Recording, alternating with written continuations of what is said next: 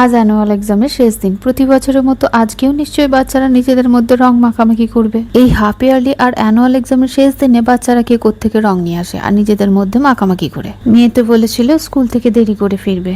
তো হে এভরিওয়ান, আমি ইয়াসমিন। আমার ব্লগে আপনাদের অনেক স্বাগত। আর এখন আমি এসেছি আমার মেয়েকে নিতে স্কুল। বাড়ি থেকে তো বেরিয়েছি আধ ঘন্টা আগে। মার্কেটে কিছু কাজ ছিল, সেটা মিটিয়ে স্কুলে টাইম মতো পৌঁছে গেলাম। 2-1 মিনিট দাঁড়াতেই দেখি বাচ্চারা এক এক করে বেরিয়ে আসছে।